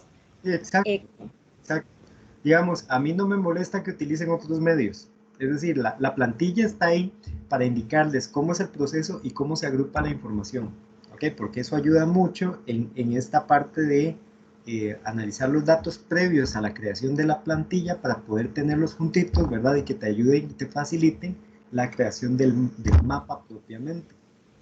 Pero sí. no hay problema con que ustedes utilicen otros medios. El problema es que se pongan muy creativos a fragmentar la información o a mostrarla de manera diferente, porque eso complica después el proceso de evaluación también. Ahora, si ustedes buscan, por ejemplo, en Internet, información sobre el mapa de empatía, van a encontrar con que sí existe una plantilla y que es diferente de la que nosotros estamos utilizando. ¿Okay? Ahora, ¿por qué motivo yo la hice diferente? para hacer que el espacio útil para escribir fuera máximo, porque la plantilla original tiene líneas diagonales y cuesta mucho meter información escrita en esas diagonales. Ok, Entonces, es un asunto solamente para hacer más eficiente el campo. ok, entonces digamos, todo en las evidencias hay que meter esas plantillas que usted pone o algo que podría ser como similar a eso. No, compañera, en las evidencias va la evidencia del trabajo que vos hiciste. Ah, ok. ¿Ok? Sí, digamos. No es- Las plantillas no son obligatorias, son un medio para facilitar el entendimiento de cómo es el procedimiento. Ah, ok, ok, ok. Van a Gracias. ser obligatorias si en algún momento yo se los indico, ¿verdad? Y les digo, no chicos, vamos a hacer esto obligatoriamente con las plantillas porque pasó en alguna ocasión que tuve que pedirle a un grupo que siguieran al pie de la letra las plantillas porque la forma en cómo estaban presentando la información era tan desordenada y difusa que les complicaba a ellos mismos el análisis y estaban fallando por eso, por no tener la información correcta a la par para poderla comparar. Y la plantilla eso es lo que asegura, que toda la información que se necesita esté junta y comparable. ¿Ok? Pero mientras no suceda algo como eso, ustedes tienen libertad de utilizar, digamos, otros medios para procesar la información. Ok, perfecto. Gracias. Sí, con mucho gusto. Profe, ¿Sí? es una consulta. Es que nosotros estábamos valorando este usuario, el que hablábamos, del de factor de riesgo, ¿verdad? Ajá. Y estábamos valorando la idea de que utilizara el jabón para llevárselo al trabajo y lo esté transportando. Pero yo creo que, bueno, no estoy seguro, podríamos utilizar esto porque le hemos preguntado a personas de factor de riesgo y ellos andan un jabón en el bolso, ¿verdad? ¿Podríamos utilizar este tipo de uso? Sí, claro. Es decir, Es de ahí, que si ya ustedes comprobaron que si hay gente que hace eso, es que el usuario existe, entonces de ahí sí. Es que, profe, por lo que me tenía a mí en duda es que decía que era meramente de uso hogareño, pero a mí me parece que se abriría una interesante oportunidad de análisis de usuarios que están usando ese producto para llevarlo y podría ahí afectar de cierta manera o, por decirlo así, obtener información de cómo se está utilizando el producto también, cómo Sí. su envase y todo esto les facilita o les perjudica a la hora de transportarlo. Ajá. Ahora ve, recordá que en nuestro proyecto una de las cosas que nos pide la empresa son posibilidades de mejora. Ah, ok, entonces sí, profe, sí, sí. Sí, Ok. en todo momento, en cada proyecto que yo les ponga en análisis, la respuesta para esta pregunta va a ser sí. Es decir, nosotros como diseñadores lo que estamos buscando siempre son oportunidades para darle más valor al producto. ¿De qué Mm, serviría, por ejemplo, de tener la información del que lo hace útil en este momento y que no le aporte más a la empresa? ¿Sí sí, me profe, explico? sí, porque por ejemplo la empresa podría decir, mira, están utilizando el jabón entonces podríamos mejorar el empaque para que las personas que lo estén utilizando les parezca súper práctico y útil. Sí, o lanzar una versión de envase portable. Ajá, profe, y entonces sí, es que a mí lo que estamos leyendo el objeto de estudio y todo eso, y decía que su uso meramente hogareño, entonces nosotros decíamos, di, entonces no se puede sacar de la casa, digamos, el jabón, pero entonces sí, pues se abre esa posibilidad. Exacto, vamos a ver. La descripción dice eso porque efectivamente eso es el producto, ¿ya?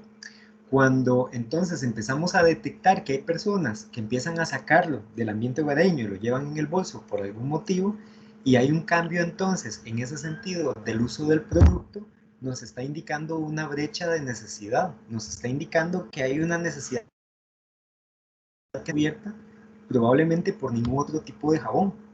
Por tanto, una oportunidad muy grande de innovar, de diseñar y de suplir esa necesidad. ¿Ves? Entonces, nosotros como diseñadores entendemos que esa parte de que nos cuenten que el jabón es de uso hogareño es porque te están contando el contexto de uso del producto, no que es una condicionante escrita en piedra y que va a ser así por los siglos de los siglos. Amén. ¿Ok? Sino más bien es como el punto de referencia. Después, ahora sí, veamos qué están haciendo los usuarios con eso que debería estar dentro de la casa. Entonces resulta que se lo están llevando en el bolso y no está hecho para llevar en el bolso. Entonces, ¿qué podemos hacer? Hagamos uno que sí esté hecho para llevar en el bolso. ¿Sí me explico? Sí, profe, ahora sí, muchísimas gracias, porque estábamos con esa incógnita nosotros, y entonces solo las personas que lo usan en la casa y no, pero vimos que hay este usuario que se lo está llevando, y es una Exacto, posibilidad muy grande. Listo, profe, exactamente. muchísimas gracias. Vamos de nuevo. Cada vez que ustedes encuentren evidencia que fundamente lo que están afirmando, no hay problema, porque hay evidencia, me explico. El problema sería que uno invente los casos de uso, que de repente diga, si es que hay un montón de gente que se lo lleva en un bolso, cuando yo en la vida he visto a nadie que se lo haya llevado en el bolso. Simplemente asumo que eso existe y como lo asumo, como yo lo creo, entonces lo afirmo. Y eso es pensamiento egocentrista. Pero si sus datos dicen que si hay gente que se lo está llevando, después lo fundamentamos en los datos y eso nos da posibilidades de diseñar. Ok, profe. Y por ejemplo, pero bueno, sí, listo. En la técnica de observación, por ejemplo, podríamos aplicar una técnica de observación que vimos que tal persona está utilizando ese producto, se lo lleva y lo utiliza para estarlo transportando, digamos, para lavarse las manos Sí. constantemente. Lo normal en un caso como este es que, digamos, uno lo detecta en un perfil de usuario, listo. Entonces, lo que hace es una selección de personas que estén dentro de ese perfil, o sea, lo normal sería eso, en nuestro caso no, por lo que ya sabemos del tema de la pandemia y todo lo demás. Entonces, yo lo quería seleccionar a personas que pertenezcan a ese perfil para preguntarles si lo han hecho y si no lo han hecho, ¿qué les parece la idea? Si sería útil para ellos, si les serviría andar con el jabón.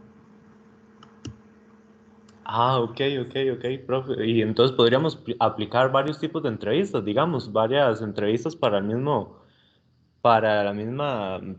diferentes preguntas, digamos. Es correcto, lo que pasa es que sí sean prudentes con el tiempo porque ya se nos acortó demasiado, es decir, ya pasó una semana completa, lo cual quiere decir que para este momento deberíamos de tener mapas de empatía producidos.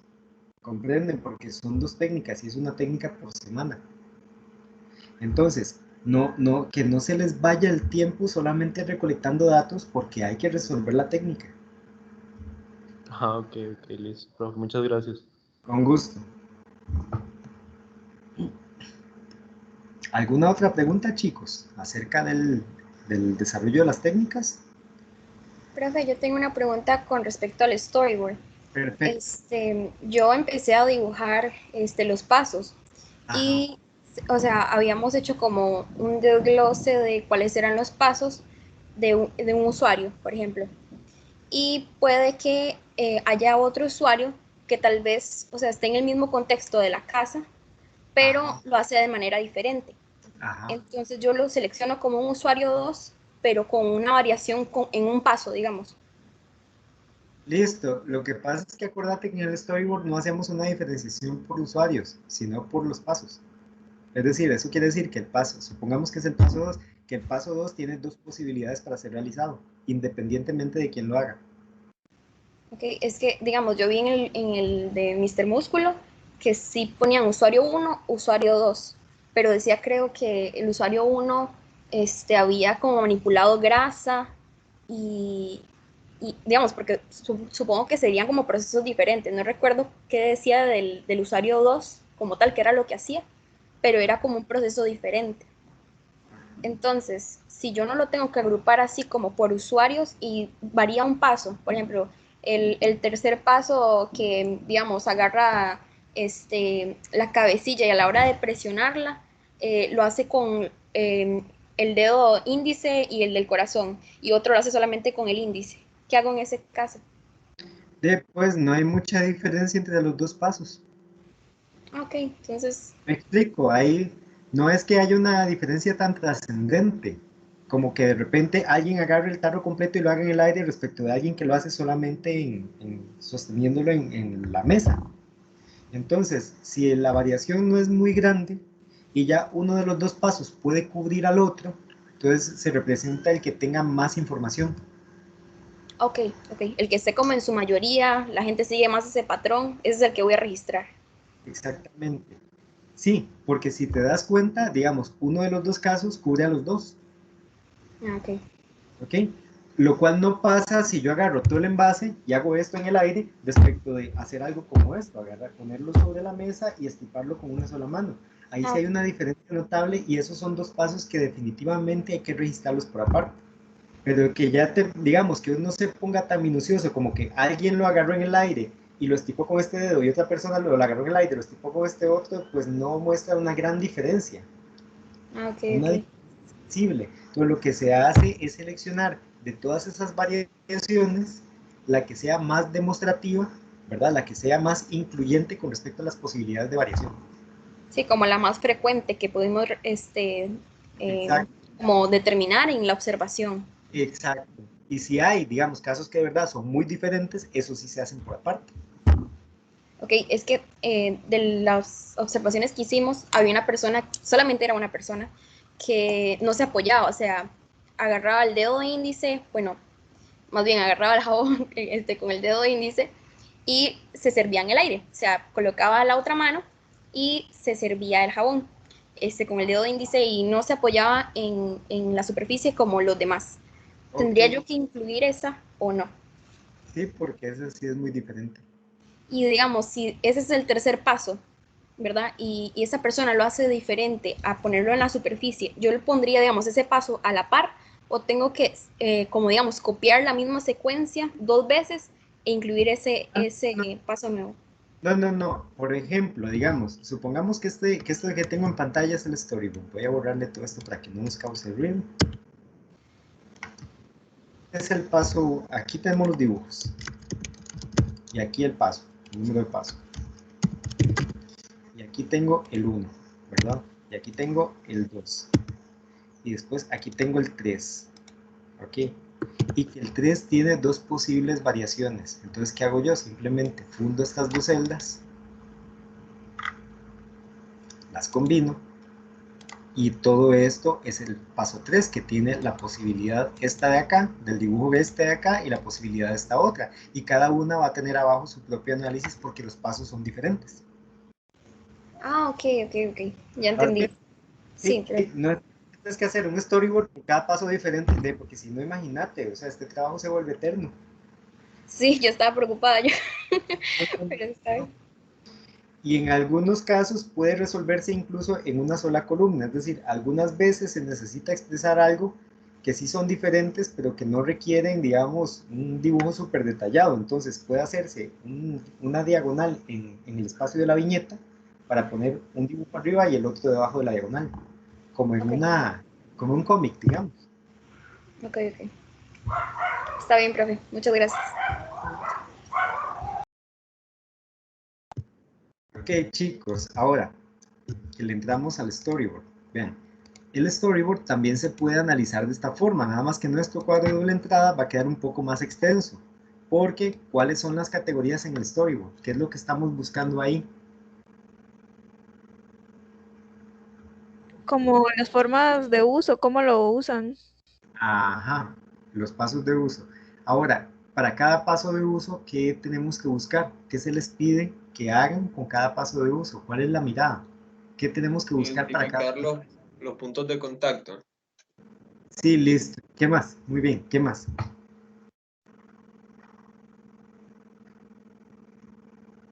¿Qué es lo que hay que discutir?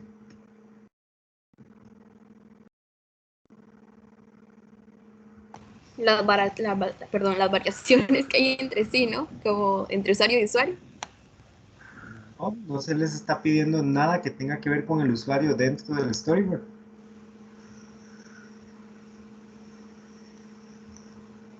La síntesis también. Sí, pero para hacer la síntesis, digamos, Era. ¿con qué mirar cuál es el filtro? Vayan a la plantilla, en la plantilla dice que hay que buscar. La descripción de cada paso, ¿no? Sí, pero la descripción de nada más nos va a dar el proceso de uso.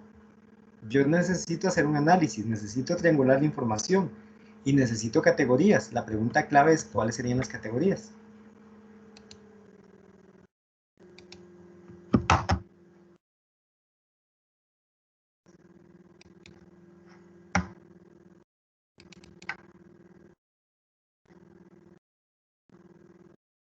Silencio muy largo.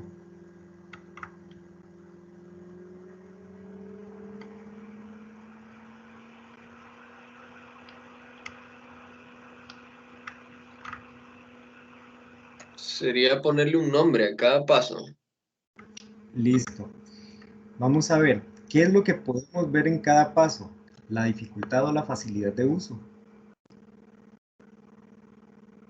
¿Qué más podemos verle a cada paso? Que sea comparable para todos los pasos.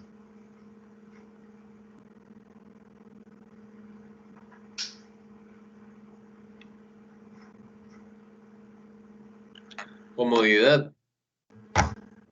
Ok, listo. Si eso está presente, entonces podemos ponerlo.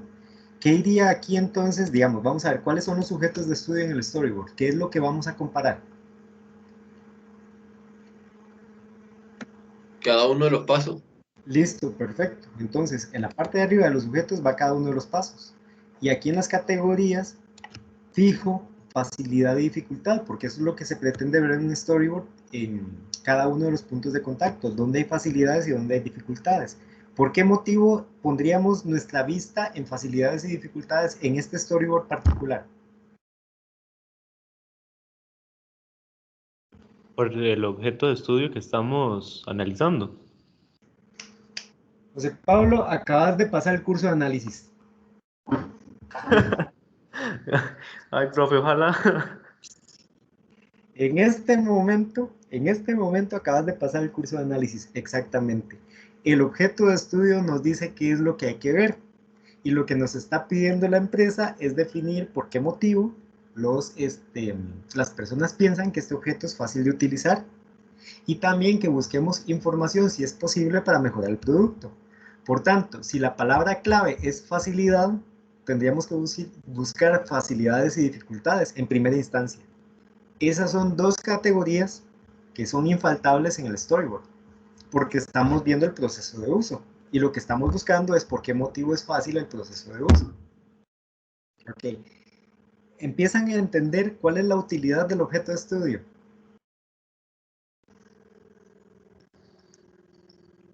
Sí, profe. Ahora sí. Vean. Y es De un poco verdad. complicado porque a veces uno lo pierde de la mira, digamos, y uno se desvía. Y uno dice, ¿y eso qué tiene que ver con el objeto de estudio, lo que está escribiendo? Y a veces no tiene que ver nada y uno hay que replantearse las ideas con respecto al objeto de estudio. Esa es una de las anotaciones más frecuentes que yo pongo en las tareas, en las primeras tareas de análisis. Y esto que tiene que ver con el objeto de estudio. ¿Ok? Y entonces me topo a veces con un análisis así como de 6, 7 páginas, en donde hay, si acaso, media página que discute el objeto de estudio y el resto es puro bla, bla, bla, bla, bla, bla. ¿Ok?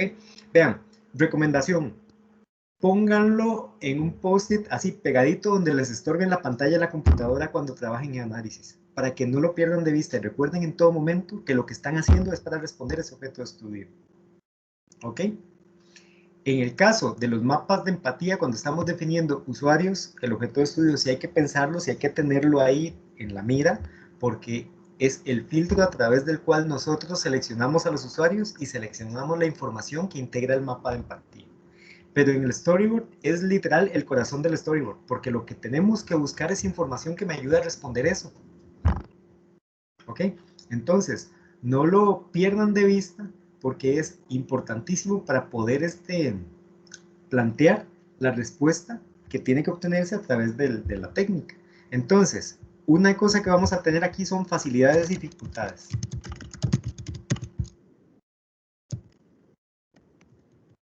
Ahora, el objeto de estudio, o a través de su análisis, de verlo, leerlo y comprenderlo, me puede decir qué más cosas podría yo verle a los pasos. Y estas categorías también dependen mucho del resultado del storyboard. ¿Ok? Sí, del storyboard, del análisis de uso. Entonces, dentro del análisis de uso podría emerger alguna categoría que me sirva y que pueda poner acá para comparar cada uno de los pasos. ¿Qué tengo que determinar aquí entonces? ¿De dónde están los puntos de dificultad y por qué se producen? Desde la mirada, desde la luz del análisis de uso. ¿Y dónde están los puntos de facilidad de interacción con el producto, en el uso del producto? ¿Y por qué se producen? No se vale decir solamente, sí, apretar el dispensador fue fácil. Hay que indicar el por qué, porque esto es un análisis y tiene que estar fundamentado en datos. ¿Ok? Ahora, pasa a lo siguiente. Encontrar el por qué, si hacemos una observación, puede ser difícil, pero nosotros podemos recurrir a la experimentación propia para crear las inferencias del por qué. Entonces, podrían ustedes, por ejemplo, en el paso 3, apretar el dispensador, decir que eso es fácil, ¿ok? Y que no tengan datos para comprobar el por qué. Experimentenlo, apriétenlo. Y entonces sientan si la presión fue excesiva, sientan si el jabón está fluyendo con suficiencia, ¿ok? Si la superficie de contacto es la suficiente para apretarlo y eso facilita el apretarlo. A partir de su experimentación, ustedes pueden dar sentido a los datos que tienen dentro del storyboard. ¿Sí comprenden, chicos? Sí, profe. ¿Ok? En ese caso, digamos, no es un juicio de valor porque ustedes lo están experimentando y comprobando a través de la experimentación. Entonces, cuando hagan la historia que habla del análisis, para fundamentar eso simplemente indican que a través de la experimentación con el producto se dieron cuenta que al apretarlo tal y tal cosa se tiene que aplicar poca fuerza, etc. Y que probablemente por eso el usuario piensa que es fácil de usar, perdón, que el paso de uso fue resuelto con eficiencia o fácilmente. Profe, ¿verdad que, por ejemplo, si nosotros que estamos valorando este usuario que guarda el producto, ese podría ser otra categoría de storyboard, por ejemplo, la de uso, la de refill y podría ser la de guardado? Sí, sí, es correcto. Es correcto. Ustedes al tener un usuario que hace eso, ¿verdad? O que necesita llevarlo en el bolso, digamos de veras, si tienen un usuario que lo lleva en el bolso, ese es un paso del proceso de uso. Y entonces ese storyboard podría iniciar sacándolo del bolso. ¿Comprenden, chicos? Ahora, como eso no es algo que hacen todos los usuarios, entonces ustedes al crear el storyboard hacen la anotación que existen 2 o 3 pasos que están registrados porque obedecen a usos no usuales del producto, ¿ok? Pero y que del paso número tal al número tal correspondería al uso normal casero.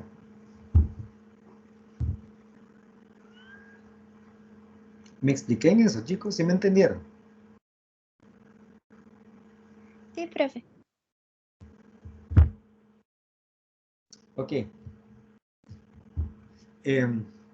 Entonces, se hace esto exactamente igual, el cuadro de la entrada se hace exactamente igual que con los mapas de empatía. Tendríamos los sujetos de estudio, que son los pasos, las categorías de estudio, que es la información comparable recogida en cada uno de los pasos.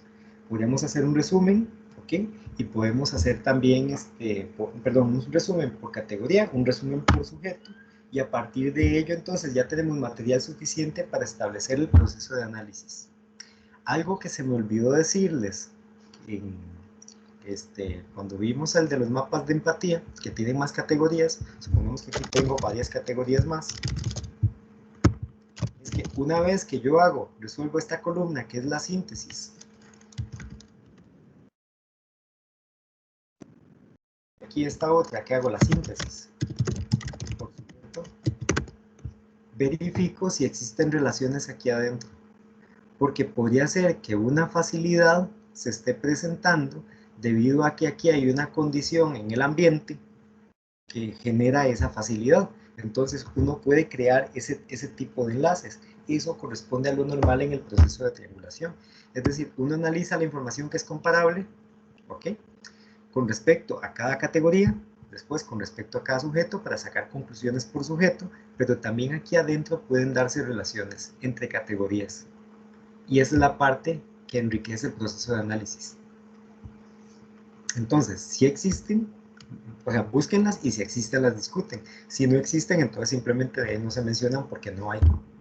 Estas relaciones pueden ser porque un dato apoya al otro, pueden ser porque son datos contrapuestos, datos completamente opuestos y contradictorios, puede ser porque uno es fundamento del otro, puede ser porque son parte de un mismo fenómeno, nada más que pertenecen a categorías diferentes. Porque son cosas que son simultáneas, que son complementarias, etc. Entonces las relaciones son de diferente tipo. Al investigador es el que le toca, digamos, darle un sentido a toda esa información que está sistematizada en la tabla. Y para eso es el proceso de triangulación de datos. Chicos, ¿alguna otra pregunta referente al storyboard?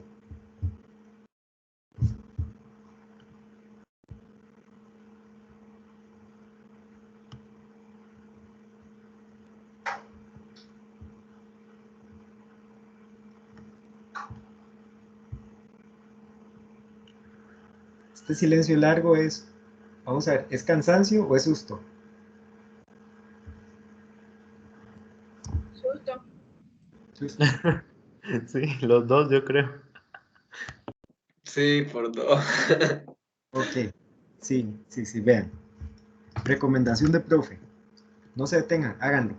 Es decir, en este momento siento, por las preguntas que me han hecho, que los ha paralizado un poco, el temor a no saber si lo están haciendo bien, ¿ok? El temor que desata la incertidumbre de no tener idea clara de si lo que estoy haciendo está bien hecho o es una pérdida de tiempo. ¿Les está pasando algo como eso? Más o menos. Profe, es que, A veces, digamos... Oh, no, habla, tranquilo. No, Carlos, era que a veces dije, nada más. Dale. Ah, ok. No, que digamos, en nuestro grupo antes éramos 4, pero una de nuestras compañeras fue aceptada en UCR y pues se salió y ahora solo quedamos 3, entonces no, es más difícil como que hacer todo esto entre 3, usted sabe, entonces sí, hemos Ok, estado ahí intentando como ponernos de acuerdo. ok. Bueno, eso tiene en realidad una ventaja y una desventaja. La ventaja es que entre menos gente es más fácil acordar cosas. Y cuando son 3, votar es más fácil. Porque cuando son 4, o sea, y hay posibilidad de empate, se vuelve una fregada en los trabajos de equipo. Pero cuando hay 3 personas y hay posibilidad de desempate, la cosa se vuelve mucho más eficiente. La desventaja es que de ahí, digamos, siempre queda una pareja y una persona sola haciendo algo. Entonces la distribución de las cargas siempre se vuelve un poco más difícil en ese sentido. Ahora, digamos, de eso es una de las circunstancias que pasan normalmente dentro del trabajo en equipo, en cualquier institución, organización y demás, así que ni modo, hay que afrontarlo y eso no los puede detener. Les hice la primera pregunta porque para un diseñador todo el tiempo es normal vivir con esa incertidumbre. Es decir, el proceso de diseño es así. La primera parte es una etapa de incertidumbre, cuando uno tiene solamente el problema por aclarar, porque de hecho lo que ve primero nunca es el problema, son las manifestaciones del problema, y hay que crear la ruta metodológica para poder aclararlo, y después de aclararlo, entonces saber qué es lo que hay que diseñar. Esa etapa es por completo de incertidumbre, y la sensación normal en esa parte es precisamente de que no lo estoy haciendo bien. ¿Okay? Es tener inseguridad porque todo el tiempo uno lo que siente es que no lo está logrando, no lo está haciendo bien. Es hasta el momento en que formula el problema y lo transforma al árbol de objetivos que empieza a tener la etapa de las certidumbres. Es cuando todo se vuelve claro. ¿Me explico? Ahí, en el método de diseño, hay un punto de inflexión que es impresionante, porque pasa de la etapa de soy un loser, soy un fracaso, no sirvo para nada, a la etapa de soy un dios del diseño, esto yo lo resuelvo. ¿Okay? Porque ya para ese momento los datos tienen sentido, el problema está claro, y cuando los datos tienen sentido, buscar la ruta de solución se vuelve en algo no exactamente fácil, pero sí muy fluido. ¿Ok? Además, en esa etapa ya se pasó todo lo que tiene que ver con el acopio de datos, que requiere mucho tiempo y mucha laboriosidad. Y justamente es en la etapa de incertidumbre. Ya de ahí en adelante es síntesis lo que sigue. ¿Ok? Sí hay periodos de análisis, sí hay partes en donde hay que consultar con expertos y demás, buscar información, pero no es como al principio, porque ya hay luz al final del túnel, ya uno sabe hacia dónde se dirige. Entonces, esto que están viviendo es porque el curso es así, porque esta parte, esta etapa del método de diseño es así. Entonces, si se están sintiendo como que no lo van a lograr, como que no lo están haciendo bien, es lo normal que siente todo diseñador cuando está iniciando un proyecto. ¿Ok? Y tienen que entender que esto los va a acompañar desde ahorita hasta el final de sus días si deciden ser diseñadores, porque el principio de todo proyecto es así siempre. ¿Ok? Y lo otro, que eso no los detenga, es decir, vamos a ver, ¿qué es lo peor que puede pasar? Que se equivoquen. ¿Cuál es el problema? Digamos, o sea, uno se equivoca todo el tiempo, la mayor parte del tiempo la pasa pifiando. El detalle o lo que podría ser un problema es no aprender después de pifiarla. Es decir, si uno se equivoca, está bien, hay derecho a equivocarse, no hay ningún problema. El tema es, ahora sí, ya me equivoqué, ya sé cómo no hay que hacerlo, ahora lo vamos a hacer bien la próxima vez. Y de eso se trata esto, estamos en un curso precisamente para que eso pase. Y a mí como profe me toca crearles a ustedes las dificultades para que puedan superar esos retos y a través de esa superación de retos, pues que haya un proceso de aprendizaje. Entonces, sépanlo que si se sienten así, es culpa del método de diseño, número 1, y número 2, responsabilidad mía, porque además hay un par de cositas hechas dentro del diseño del ejercicio para provocar con mayor fuerza esa sensación. ¿Ok? Con alevosía y premeditación. Con mucho gusto, para eso estoy. Recomendación, si no lo han empezado o apenas están acopiando datos, corran. O sea, hoy es miércoles y esto se entrega a más tardar el domingo. Tenemos poco tiempo y son 2 técnicas. La gran ventaja es que la información de ambas técnicas podría ser complementaria. ¿Qué quiere decir esto? De que yo puedo utilizar los mismos usuarios para hacer las entrevistas y de una hacer la observación del proceso de uso. Y que entonces esos datos nutren tanto la técnica de los mapas de empatía como nutren también la técnica del storyboard. Nada más tienen que asegurarse que cuando ven los mapas no se enfoquen en el proceso de uso porque los mapas no son para eso. Y que cuando hagan el storyboard no se enfoquen excesivamente en el usuario, sí pueden hacerlo un poquito, pero no excesivamente, porque el storyboard no es para analizar al usuario, sino el proceso de uso. ¿Ok?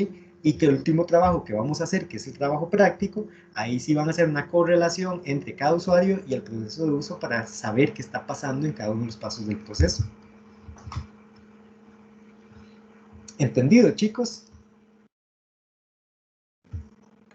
Sí, profe. Sí. Perfecto. Otra cosa, que se los voy a decir desde ya para que no pasen mucho tiempo frustrándose. Lo normal en el curso de análisis es sentir que uno está perdiendo el curso todo el tiempo. Así que si ustedes llegan a mitad del curso y sienten que están perdiendo el curso, pues es lo normal, ¿ok? Si llegan al 75% del curso y sienten que están perdiendo el curso, es lo normal, ¿ok? También es lo normal dentro de este curso que haya una aprobación superior al 90%. Realmente lo pierden muy pocos. Y los que lo ganan generalmente lo ganan con notas de buenas. ¿Me explico? Lo que pasa es que este curso se ubica en la parte del método proyectual donde hay muchas incertidumbres y por eso es que uno siente todo el tiempo que lo va a perder. Entonces, si ustedes sienten que lo van a perder, no solo es lo normal, sino que es la ruta correcta, la indicación de que lo están haciendo bien. ¿Ok? Bueno, chicos, nos quedan 20 minutos antes de las 3 y a las 3 sigue el otro grupo. Entonces, si tienen alguna consulta, este es un muy buen momento para hacerla. Profe, sí, yo le Sí. quería preguntar algo. Vi que usted subió un video en YouTube, que es como por ahí de esta mañana, creo, que se llama Análisis Usuario-Objeto. Eso es para la otra semana, ¿verdad? Es correcto. Profe, lo que le iba a decir es que el audio está como un poco bajo, profe, del video. Así no se Sí. puede escuchar. De hecho, estaba haciendo justo la prueba del audio para si no grabarlo de nuevo. Bueno, el asistente me está haciendo el favor de editar el audio para ver si podemos subirle el volumen a ese y si no lo filmamos de nuevo y ya listo. Ah, ok, buenísimo, profe. Ok. Profe, con lo del quiz, ¿qué se logró solucionar? Les envié un mensaje a través del chat indicando que el quiz, ya el Tec Digital dijo que sí, o sea, sí fue problema de ellos, estaba bien programado en términos de lo que me tocaba hacer a mí y no les estaba llegando a alguno de ustedes por un problema técnico del Tec Digital, ya lo arreglaron. Les pedí a través del chat que verificaran que efectivamente les apareciera y como perdimos lunes y martes, ¿verdad? De esta semana, entonces yo amplié la fecha de entrega hasta el próximo domingo también, para que tengan sábado y domingo que corresponderían a lunes y martes que estuvieron perdidos por ese detalle técnico. Ok, gracias. Con mucho gusto. ¿Alguna otra pregunta, chicos? Profe, eso es solo sobre la evaluación, ¿verdad? Que nosotros hacemos primero un trabajo teórico, otro teórico y luego el último es práctico sobre el mismo proyecto, ¿verdad? Sí, no, de hecho todos los trabajos son prácticos, porque si te das cuenta lo que estás haciendo es aplicar digamos, el conocimiento en un caso práctico. Lo que pasa es que estos primeros 2 trabajos, las primeras 2 tareas, son para recolectar los datos que vamos a necesitar para hacer el tercer trabajo, que es el trabajo práctico. Ah, ok, gracias, profe. Con gusto.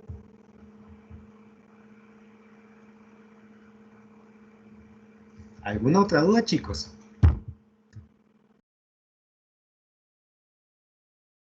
¿No más dudas?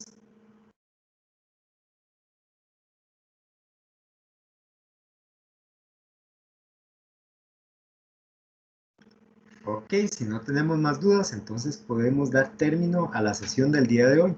Ya saben, si tienen dudas, publíquenlas en el Tec Digital, me mandan el mensaje para, ¿cómo se llama? Poder contestarla lo pronto que sea posible. Ok, chicos. Ok, profe, muchas gracias. Bueno, con mucho gusto. Muchas gracias. Póngale bastante porque este par de técnicas son bastante laboriosas. ¿Ok? Chao, profe, gracias. Chao, que les vaya muy bien. Luego. Gracias, Gracias, profe. profe. Buenas Luego. tardes. Bye. Bueno, profe, hasta luego, gracias. Bueno, un placer.